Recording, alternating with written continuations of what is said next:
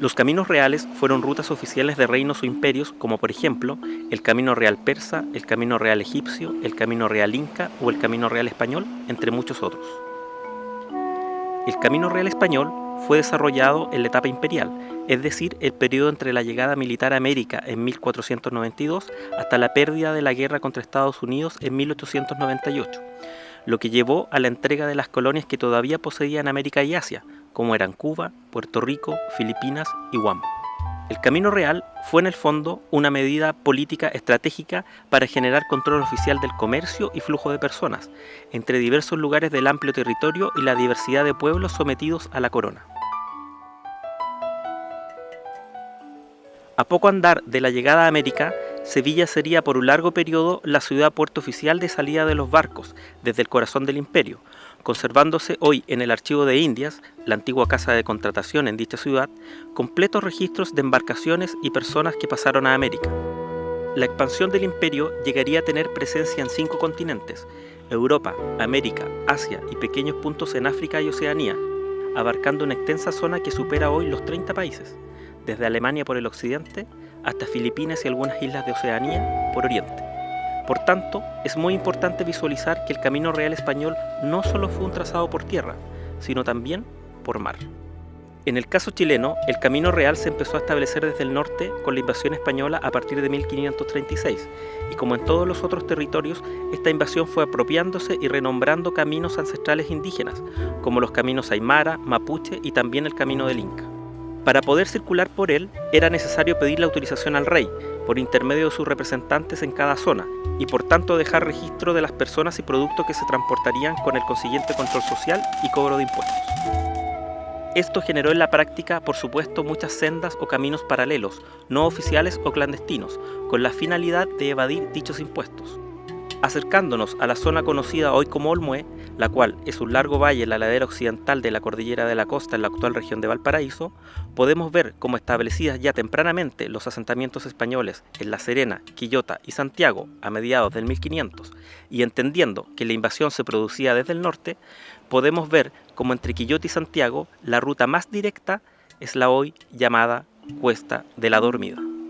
Este nombre surge, según la memoria de las comunidades, tras el paso por el sector del gobernador colonial Pedro de Valdivia, quien en sus visitas a los lavaderos de oro del estero Marga Marga y de la zona de Quillota utilizaba esta ruta, y en este punto montaba campamento para descansar. En este sector habría ordenado la construcción de una capilla o ermita.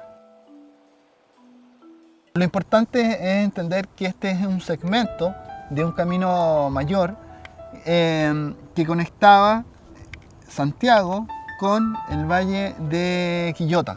Eso es más o menos lo que uno puede constatar ya en el siglo XVI. Ahora, este camino es muy probable que antes ya hubiese sido utilizado por los nativos. Es sin duda una ruta prehispánica que conectaba los diferentes espacios ecológicos de los que hacían uso estas poblaciones. Después los incas también, según consta la documentación, pudieron darle algún uso y conectarlo con el camino real que venía desde el norte hasta Santiago. Y lo concreto es que finalmente los españoles entonces le van a dar un uso relevante a partir del siglo XVI, básicamente por la economía aurífera. Uno de los puntos centrales de la investigación fue poder confirmar o refutar científicamente si esta ruta tuvo o no rol de camino real, como señala la comunidad, o fue solo camino colonial, sin rango de real, como se estimaba desde el mundo de la investigación. Por ello iniciamos una revisión en archivos, bibliotecas y más de 40 entrevistas en terreno, diagnosticando un conjunto de documentos históricos que vinieron a demostrar la veracidad de la versión de la comunidad. Sí, el camino Cuesta la Dormida fue camino real español.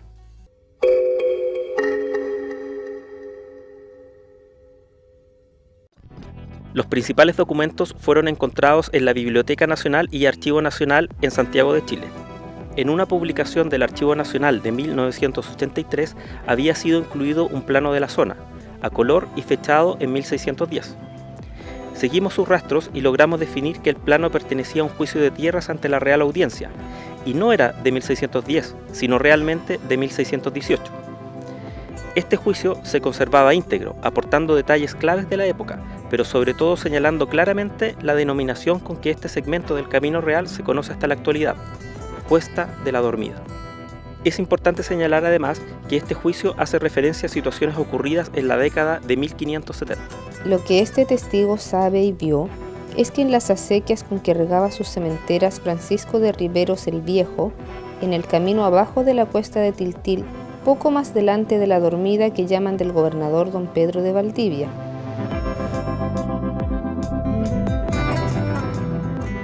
Lamentablemente, el plano conservado es solo un fragmento del original, pero su valor patrimonial es incalculable, no solo por quizás ser el plano a color conocido más antiguo de alguna zona del Reino de Chile, sino también porque aporta grandes referencias de la situación de Cuesta la Dormida y su entorno recién empezada la colonia. Por ejemplo, señala claramente el texto Dormida del Gobernador, junto a una cruz, lo que hace presumir la existencia de algún tipo de hito religioso en este punto. El portezuelo lo grafica con 3 cruces, lo que hace presumir la instalación de un calvario, intervención católica que refleja su uso colonial e importancia territorial al demarcarlo. Podemos ver cómo también marcan con una cruz el portezuelo entre Limache y Quillota. Si bien hasta el momento no se conoce ninguna documentación que pueda señalar esta ruta como camino inca, estas cruces católicas pueden reflejar la apropiación y modificación cultural de portezuelos inca, en los cuales se instalaban sitios ceremoniales marcados por acumulaciones de piedras llamadas apachetas. Hasta la actualidad el portezuelo está demarcado mediante un conjunto de cruces de origen popular. Este documento planimétrico, en cuanto a la propiedad del suelo, señala varios nombres, destacando la tenencia de Doña Mariana, con una construcción y una cruz, que podría tratarse de un templo, origen de la actual ciudad de Olmué, aunque no existen referencias en otros documentos que señalen la existencia de un templo en esta zona, sino hasta mediados del 1700. En el Archivo Nacional también logramos encontrar un documento incluso algunos años anterior. En el fondo, Escribanos de Santiago, se conserva la escritura de compraventa que hizo en 1604 Mariana de Osorio a Diego de Godoy por la entonces estancia de Gulmué, sector posteriormente llamado Olmué. Entre otros detalles, describe los límites de la propiedad, afirmando: Y desde el norte al sur sin sesgo ninguno, va esta tierra lindando por hasta dar al río de dicho valle, y por el río dicho abajo hasta llegar a la entrada del Camino Real que viene desde Santiago. Otros documentos encontrados de alta relevancia fueron las primeras cartas confeccionadas por el Departamento de Levantamiento del Estado Mayor General del Ejército de Chile a principios del siglo XX. Planos dibujados a mano conservados en la mapoteca del Archivo Histórico Nacional. Este trazado se conservaría intacto hasta 1938, cuando es construida por primera vez una ruta vehicular por la cuesta, la cual fue solo de tierra y realizada por el Regimiento Zapadores de Quillota desde abajo y por trabajadores particulares desde arriba. El camino fue inaugurado el sábado 10 de diciembre de 1938 por el entonces presidente Arturo Alessandri Palma. Este es uno de los sectores en donde el camino tiene un ancho mayor, son como entre 7 u 8 metros, de pirca a pirca. El año 38 viene el Zapadores y empieza a hacer entonces este camino que va paralelo hasta la cuesta. Pero el camino es bueno tener presente que no fue una solución definitiva, porque de hecho se inauguró rápidamente, se hicieron las obras, se inauguró y en el invierno siguiente, el año 39, el camino ya tenía problemas. Estaba más preocupado de inaugurar el camino para la época de las elecciones que el camino quedara bueno, ¿ya? Y mucha gente coincide que en definitiva es cuando el camino se va a pavimentar que realmente se va a notar un cambio más importante, ¿ya? Pero antes, mientras el camino siguió siendo de tierra, igualmente tenía la problemática que en el invierno se hacía prácticamente intransitable. El día que ya se acabaron el dominio de los españoles y pasó a ser de manos de chilena, se creó el camino de la Cuesta de la Dormida, hecha por el Regimiento Zapadores. Ahí trabajó mucha gente, pero también hay mucha gente descansando debajo de esos cerros, porque cuando llegaban los fines de mes aparecían los infaltables buenos para saltar.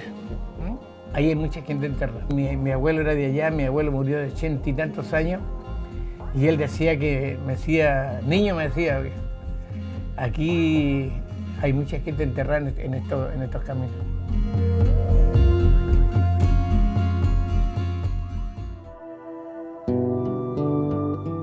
La Capilla de la Dormida es uno de los grandes hitos y referentes de esta ruta. Al menos está documentada su existencia ya desde mediados del 1700, fundamentalmente en el contexto del auge minero de la zona, y en la memoria de la comunidad se conserva la idea que existe desde mediados del 1500, tras el paso de Pedro de Valdivia por el sector. El plano que hemos detallado de 1618 podría ir fundamentando esta memoria de la comunidad, ya que en esa fecha dibuja una cruz en este sector, símbolo de la existencia de algún lugar de oración. El inmueble actual presenta importantes intervenciones y no necesariamente es la capilla de mediados del 1700, pero sí probablemente es el mismo emplazamiento, en las cercanías del estero La Dormida y con una explanada exterior como atrio, posiblemente ceremonial. Conserva a su costado en pleno uso el cementerio, en su interior importantes piezas de patrimonio mueble, muros en tierra cruda, pisos en ladrillo cocido artesanal, y sabemos por fotografías que perdió el coro ubicado sobre el acceso. Por su alto valor patrimonial, esta capilla fue declarada Monumento Nacional en enero de 1989.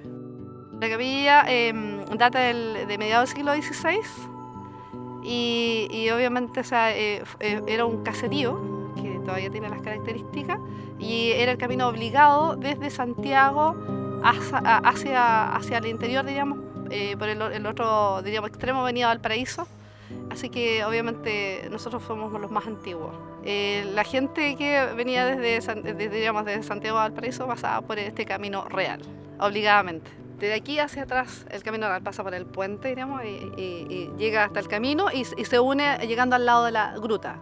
Todo eso es el camino real. Era obligado, digamos, porque aparte pensemos que la antigüedad era mucho más cristiana que nosotros en la actualidad. Y obviamente la gente viajaba desde Santiago, que ya es un punto bastante lejano, y aquí era La Dormida, por eso nosotros nos llamamos así, porque pernoctaban en la posada que está más abajo, y obviamente al otro día proseguían su camino. Y como eran buenos cristianos, pasaban a hacer sus oraciones y pedir por un buen viaje. Acá les muestro el tabernáculo que tiene la capilla, que está un poco deteriorado el pobre, está viejito ya. Aquí lo vamos girando. Él cuenta con, estos son aplicaciones en hilo, son hilos. Está bordado, está manchadito con el tiempo, con la cruz. Y en la parte superior aparece un corderito con una bandera. Lo trajeron de México, de regalo. Es un Cristo también bañado en plata. También tenía una estructura que lo protegía. La tenemos así nomás, o sea, una de las cosas valiosas que tenemos.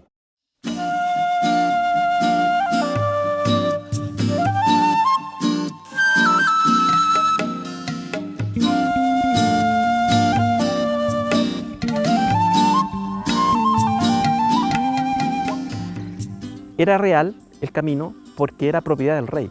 Es decir, para poder circular por él teníamos que pedir permiso de utilización a la corona. Y con ello se dejaba inmediatamente registro del tránsito de personas y sobre todo del tránsito de mercaderías. Por lo tanto, del control económico y de impuestos que se hacía en función de ello. Y otro tema relevante es que hay que entender que el Estado y la Iglesia en toda la colonia y hasta parte de la República era una misma institución, era una misma entidad. Por lo tanto, la aparición de capillas o de iglesias en torno a estos caminos también no solamente son un elemento de fe y de control social, sino también un elemento de control de las mercaderías y de las personas que pasaban por estos caminos. Otro tema importante desarrollado por esta investigación fue un estudio arqueológico que permitió hacer una prospección visual y superficial de todo el área de estudio, llegando a definir importantes hallazgos y sitios arqueológicos. En entrevistas previas a la comunidad no se relataba la existencia de grandes construcciones abandonadas. Se prospectó visualmente el área de estudio encontrándose 5 sitios arqueológicos y 3 hallazgos aislados. Lo encontrado demuestra sin duda la presencia de habitar anterior a la llegada de los españoles, destacando la existencia de un sitio tallerlítico en el encuentro de los esteros La Dormida y Las Palmas, un sector muy rico en agua y calidad de suelo, donde posteriormente se construiría el poblado de Quebrada de Alvarado. No se identifican hasta el momento restos de cultura inca en la zona de estudio. Entre las piezas encontradas podemos señalar abundantes lascas, una piedra tacita, un trozo de cerámica del periodo alfarero temprano y una mano de moler, piedra utilizada para elaborar alimentos. El estudio arqueológico incluyó la detección de tramos del camino real mediante inspección en terreno y análisis de perfiles y desgastes en superficie, fundamentalmente guiados por la planimetría de principios del siglo XX, confeccionada por el Ejército, lo que permitió cruzar información histórica, arqueológica y memoria de las comunidades, identificando 5 tramos autentificados a través de varios referentes, como desgastes de suelo, inmuebles de arquitectura colonial asociados, muros de pirca a uno o a ambos costados, caminos de tierra, entre otros. La alta pendiente del camino y la memoria de las comunidades nos hicieron diagnosticar al mismo tiempo un tema relevante. El camino de la Cuesta a la Dormida fue un camino de huella tropera, es decir, para cabalgaduras, especialmente mulas y caballos. No fue un camino de carretas. La circulación de carretas fue solo posible en sus tramos más bajos a partir de las cercanías de Quebrada de Alvarado.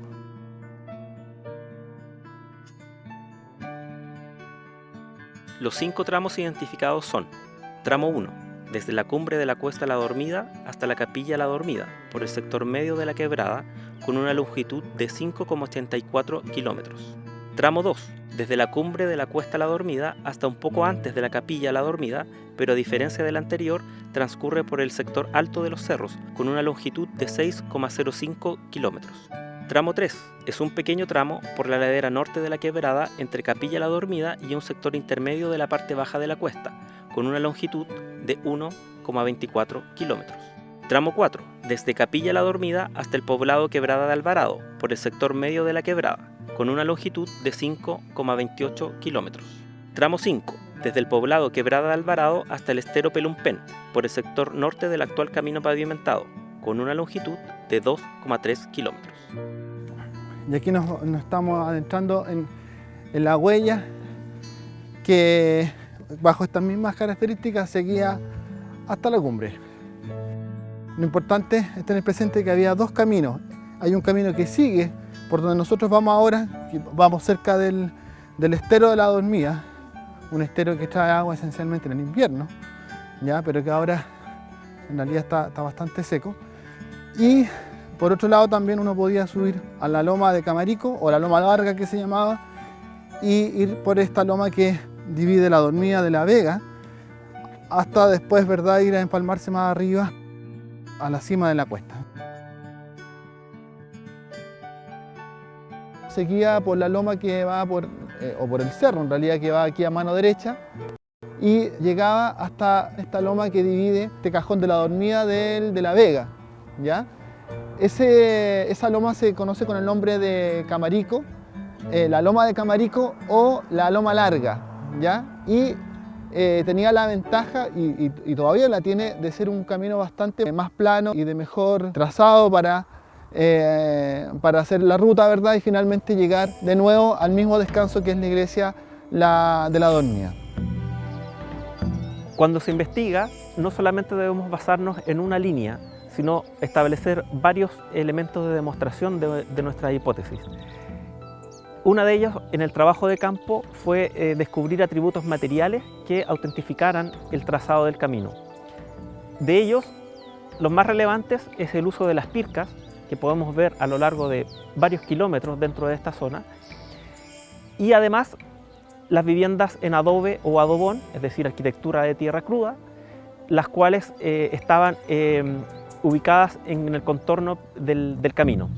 Fíjate acá la enorme piedra que sirve como base para afirmar la casa. La piedra es un elemento muy relevante en las construcciones de esta zona. La vemos en las pircas y la vemos en las bases de las casas, también la vemos en las veredas. Y hacia arriba el material predominante es el adobe. Si vemos la vivienda, esta está abandonada, por lo tanto vemos cómo ha ido perdiendo sus revoques de protección del adobe, y esto va generando un daño permanente e irreversible en esta estructura, que todavía estamos a tiempo de rescatarla, pero probablemente en 20-30 años esta casa desaparezca por la acción de la lluvia y por un sismo que termine por destruir algo que por siglos se ha durado sin tener problemas.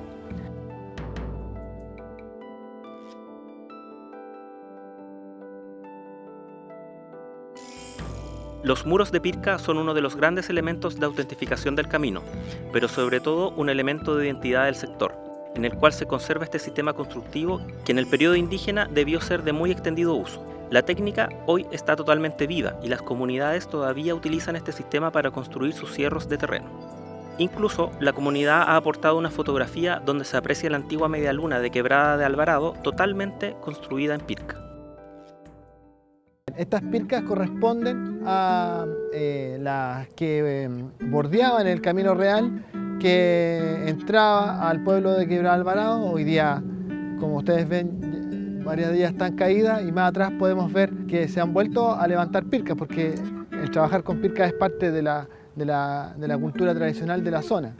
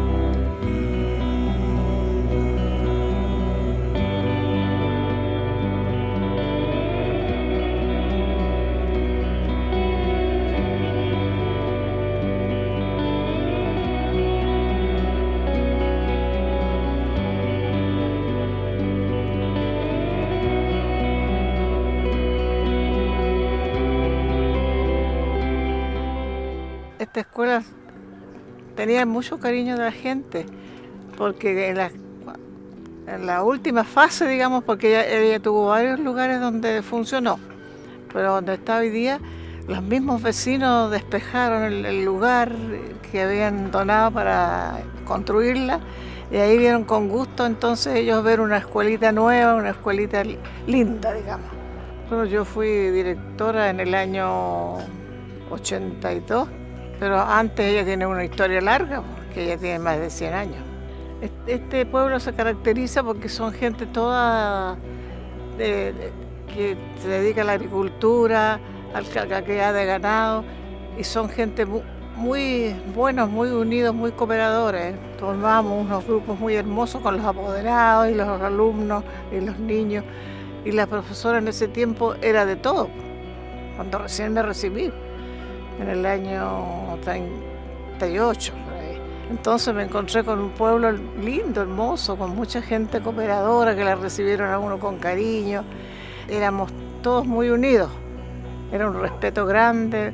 Nosotros, la profesora era en ese tiempo como de todo aquí, como mamá de los chicos, como visitadora social para saber los casos que a ellos les interesaban o que tenían, y nosotros en la escuela normal nos formaron así. Nosotros éramos verdaderas visitadoras sociales, teníamos que preocuparnos de todos los niños. Los niños había que estar pendientes de que los padres los mandaran a la escuela, que no los ocuparan en las labores agrícolas, porque el niñito, por ejemplo, cuando yo llegué aquí, ¿por qué no ha venido Manuel? Supongamos. Ah, señorita, es que anda pajareando. ¿Qué será eso? Decía yo.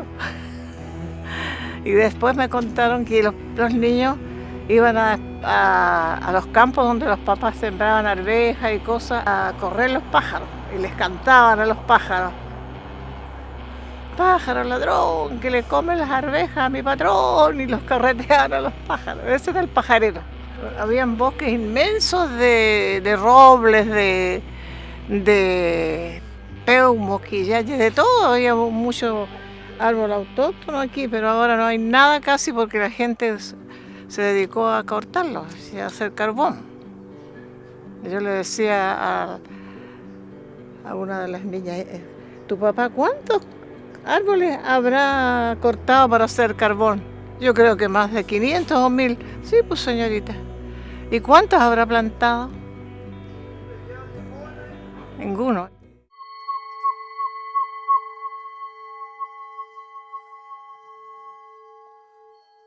El estudio diagnosticó 2 zonas de alta concentración de valores patrimoniales, a las cuales hemos llamado zonas núcleo. Una es el sector de la Capilla La Dormida, incluyendo su cementerio, las viviendas de arquitectura en tierra, muros de pirca y algunas palmas domésticas.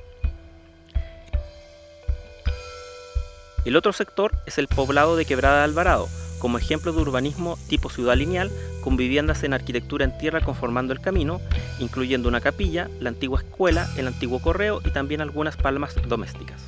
Algo que impacta por la pérdida patrimonial es que toda esta zona fue llamada a principios de la colonia el Palmar, por la abundancia de palma chilena en ella. Lamentablemente, hoy día se conservan solo algunos ejemplares que son más que nada plantaciones domésticas, es decir, donde hubo alguna vivienda. Pero toda la palma natural existente y conservada por siglos y siglos por las comunidades indígenas, con la llegada de los colonos españoles, fueron taladas indiscriminadamente y por lo tanto hoy día no conservamos ninguna de ellas porque no replantaron esta especie. La demostración documental la encontramos en la compra que en 1666 realiza Pedro de Alvarado, de lo que posteriormente vendría a llamarse Quebrada de Alvarado o de los Alvarados. A solo un año de adquirir los terrenos, inicia un juicio contra el robo de palmas al interior de su nueva propiedad. Por los meses de abril y mayo, han acostumbrado diferentes personas el ir con mucha copia de cabalgaduras al dicho potrero para aprovecharse del fruto de dichas palmas, por haber estado de la dicha estancia despoblada, y me temo que quieran continuar con la costumbre que me fuera de irreparable daño. Con las mismas cabalgaduras que traen los que se detienen a coquear me consumen y talan los pastos, dejando pereciendo mis ganados respecto de ser el resto de dicha estancia pedregoso y de muchas asperezas y montañas que esterilizan los dichos pastos. Esta comunidad de que yo tengo conocimiento es aproximadamente del año 1700 y algo, cuando era antiguamente una comunidad indígena donde vivían los indios picunches. Fue donada a Olmuez, que antiguamente se llamaba Gulmuez, por ahí por el año 1700 por doña Mariana de Osorio. Posteriormente, en la parte alta de acá, Cholmuez y Quebrada Alvarado, se llamaba el Palmar, visto que habían demasiadas palmas y fue tanto lo que la explotaron que se terminaron. Ahora eso doña Mariana de Osorio se lo regaló a sus indios para que vivieran de sus tierras. Y posteriormente se siguió después colonizando hasta que llegó don Pedro de Alvarado a colonizar este sector y le llamó Quebrada de Alvarado. Era toda una sola comunidad que se llamaba administración. No habían directivas como ahora por cada comunidad, sino un administrador general. Pero era tanto el espacio que se redujo y se separaron por comunidades, en la cual existe en este momento la comunidad Quebrada de Alvarado, la comunidad de Las Palmas, la comunidad de La Vega y la comunidad de La Dormida. Bueno, la comunidad se trata de un grupo de personas antiguas que conformaron la escritura de la comunidad. En el caso de la comunidad Quebrada de Alvarado, los verdaderos dueños antiguos fueron 258 ancianos, que eran las personas más antiguas que vivían en el sector, y conformaron un grupo y buscaron un abogado y se hizo la escritura de la comunidad Quebrada de Alvarado como propiedad privada. Eso ocurre en enero, el 24 de enero del año 1964.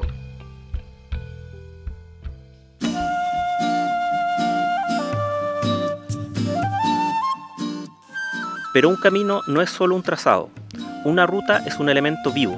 Más allá de una unión funcional, significa el intercambio cultural entre comunidades o pueblos, mediante activos tránsitos de un lugar a otro, dejando una huella muchas veces de siglos de actividad humana inserta en un paisaje que también es vivo. Es ahí donde el testimonio de las comunidades se transforma en el gran elemento patrimonial, ya que ellas, más allá de los documentos, han conservado la información oralmente, con muy pocas tergiversaciones y sobre todo la han transmitido de generación en generación. Es así como se conserva una muy buena memoria del siglo XX sobre esta ruta. Pero yo soy muy trabajada. Cuando van a conversar de todo lo que yo haya hecho en mi vida, estas manos, ¿por qué trabajo no han pasado? Mucho trabajo. Recuerdo que lo caminamos por el mismo camino. Pues. Del viaje salíamos como a las 2, a las 3 de la mañana de aquí, con las mulas cargadas. Llegamos a las 4 esquinas antes de aclarar. Ahí encerraba el negocio y después teníamos que comprar las cosas para la casa. El camino era un camino angosto, era por el estero. ¿Cómo sería de bueno de aquí, de la quebrada del San de Don Luis Alvarado, del señor Lira? De ahí para abajo ya uno se tiraba al estero, y se iba por todo el estero y a salir allá a la vuelta de las tomas que llaman, allá íbamos a salir, a un poquito más de Sánchez, y de ahí teníamos que tomar el estero, ya salíamos al puente que hay abajo. El tráfico de nosotros era por acá, no por allá por el lado de Olmué, sino que por acá, por las cruces. Ahí era un barrial que no se podía pasar. Era bien sacrificado el viaje. Por eso uno quiere mucho su tierra, donde nació. Pucha. El trabajo de siembra, porque yo siempre he sido tirada media agricultora. Yo buscaba trabajadores, con los trabajadores yo trabajaba pareja. Yo quemaba carbón para sacar troncos esos grandes. Esos trabajos eran cositas muy buenas para mí, porque en ese más trabajo tenía mejor lo pasaba. Yo me levantaba en la mañana, en la noche, y fui mamá de 11 hijos. Antiguo, de los abuelos. Yo creo que tendrá 200 años, más o menos legítimo. Fue desde esta vereda pasar el camino Cogapo. Aquí los criamos nosotros, chicos. Nacimos aquí en estas casas hasta la edad que tenemos actualmente. Los cambiamos allá porque esta casa, antes en años lluviosos, salía el agua, brotaba dentro el agua. Y esa agua quedaba una sola piececita seca, y ahí pasábamos a jugar un solo montón de familias. No teníamos luz, ni camino, ni nada, menos teléfono ni médico, nada. La gente vivía como silvestre. Aquí las góndolas del año 40, 41, llegaban las góndolas. En ese tiempo las trajo don Polo Vergara, caballero que tenía un negocio en la quebrada Alvarado, y ahí compró dos góndolas estas antiguas que había que empujarlas para que batieran. Así que ese fue el primer servicio, quebrada Alvarado a Limache. Después se mejoró la cosa, vinieron otros empresarios, compró otros amigos, mejorcitos, y así se fue. Creciendo la quebrada Alvarado y mejorando el camino. La colonia dará paso al mestizaje y la conformación de la cultura campesina. Todo un sistema social con nuevas leyes, trabajos, religión, privatización del territorio y formas de vida que modificarán el paisaje hasta la actualidad. Se introducirá, entre otros, el caballo y el trigo.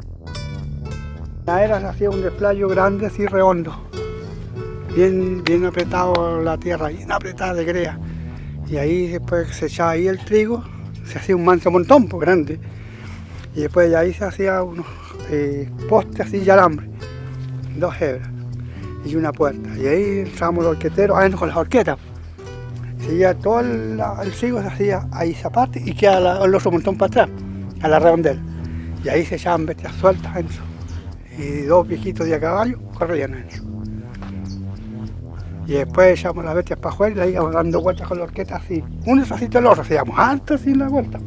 No eran a uno, todos sembraban. Todos sembraban allá, sembraban. Claro, todos allá, sembraban allá, sembraban por allá, por todos lados. Hasta por La Vega, La Dormida, que era Alvarado, sembraba trigo.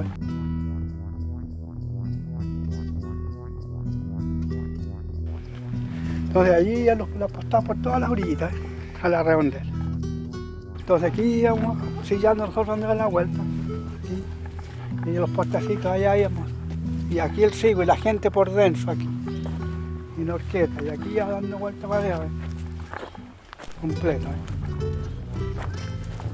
Entonces cuando ya trillábamos, dábamos la vuelta, terminábamos, hacíamos allá el montón de riego, la paja, con todo, así lo vemos por la carrera, así, amontonando. Y allá hacíamos la parva, entonces acá donde ventábamos, pues, aquí poníamos, o sea que el montón de riego queda alto, sí, manso montón, ancho, así. Entonces después le poníamos aquí un quetear nosotros así, y lo subía allá para acá, y el riego caía allá a la orilla. Y ahí lo barríamos pues así con unas cositas de esas de romás.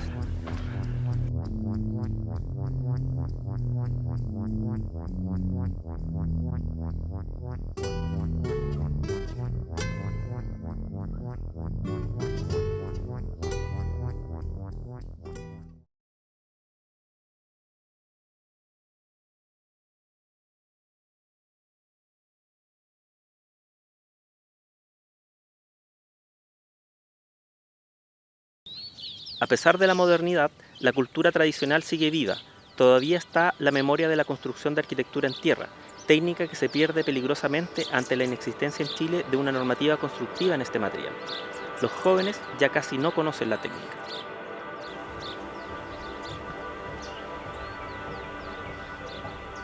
El adobe es más calientito que el otro material, de tabla, son más helados. Y en el verano son muy caldeados, y en el invierno son helados. Y acá no, pues acá son medias heladas en el día, en la noche se abrigan y son más calientitas. La hice yo, las dos, esta de acá, pues la de más allá de ese del techo la hizo mi abuelita, qué año. Yo creo que no sé qué años tendría mi abuelita, la hizo ella. En primer lugar hay que picar la tierra y hacer el barro y hay que echarle paja de trigo, que es lo que se llaman antes en las eras de trigo. Y patearla bien pateadita y después hay que hacer un molde que se llama doera. Y ahí echarla adentro que se seque y después carrearla y hacer el piso como hay que hacer en las casas. En el cimiento para abajo, y después el barro y la doedita encima al ojo.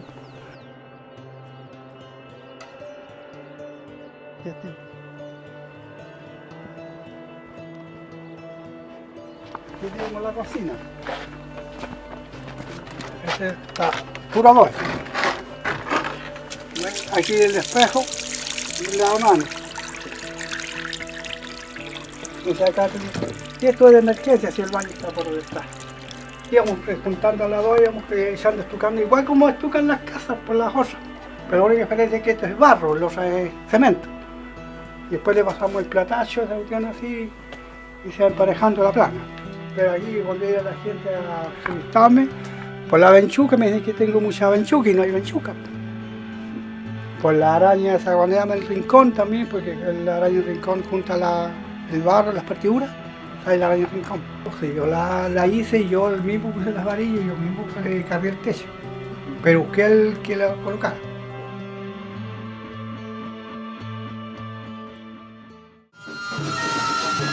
La cultura religiosa se fusionaría entre la evangelización española católica y la religión indígena. Una de las grandes expresiones de este sincretismo es una de las fiestas religiosas más emblemáticas de la región, el Niño Dios de Las Palmas.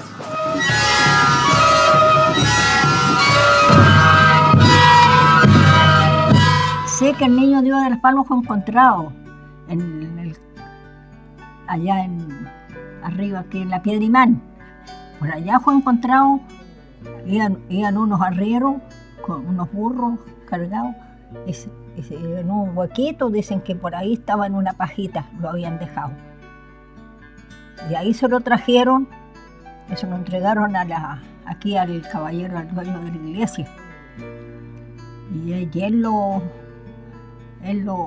recibió, lo dejó y lo tiene ahí, pues, ahí está. Esto hacen como 150, 160, más, cerca de 200 años, ¿eh? Le estoy hablándole yo porque yo, fíjense, con lo que me falta para los 100, y yo cuando estaba chica, yo lloraba porque no me dejaban ir a la novena y estaba así, pues, chica, que apenas llegaba ahí a la iglesia. Cantarle al niño Jesús no será nunca de balde. He venido siempre, casi todas las Nochebuenas vengo a pasar la Nochebuena aquí. Hace unos cuantos años ya que he estado improvisando, ya he empezado a improvisar canciones. Alfer con su canto va defendiendo su baile. La cultura culinaria campesina se reinventa, se actualiza y ofrece al visitante un alto nivel. Para mí esto significa mucho, primero que nada porque esta fue la escuela donde yo estudié, a donde está ahora mi local comercial. Y de acá eran mis padres también. Y aquí formé yo mi familia, mi grupo familiar y mi microempresa. Y me siento feliz y orgullosa de cómo empecé a lo que tengo ahora. Bueno, mi mamá venía del norte y mi papá, su madre era de acá de Las Palmas. Bueno, era todo rústico porque nosotros vivíamos al frente, todavía está la casa que no se ha caído, gracias a Dios. Vivíamos en forma muy humilde, donde no había baños, nada, no había ducha, ninguna de esas cosas. Lo que más me recuerdo, lo que me trae muy lindos recuerdos, es que en la casa se preparó mucho el chancho a la chilena y la chicha. El nombre siempre fue el mismo, primero era casa de pensión, pasar a verme. Y después mi papá le puso, no me olvide, el almacén porque lo puso al lado. El despego mío fue cuando falleció mi padre y ahí empecé yo con un restaurante. Y después compramos acá lo que era el colegio y nos vinimos para acá. O si ustedes ven en el camino, en la ruta, no van a encontrar letreros que digan no me olvide. Porque la misma gente acá es de una, como les dijera, una propaganda de boca a boca. Y qué mejor son los platos lo que lo dicen todo. Nosotros se cocina con mucho cariño, se cocina acá con respeto, porque yo le digo siempre a mis trabajadores, los clientes son mis patrones.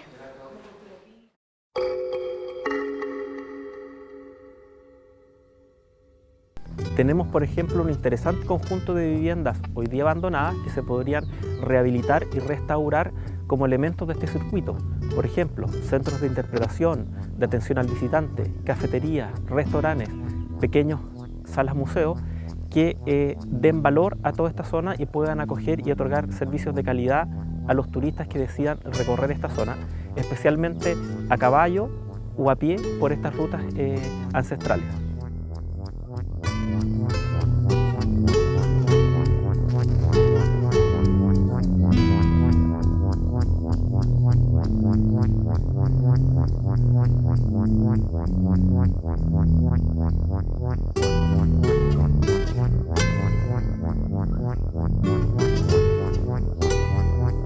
What?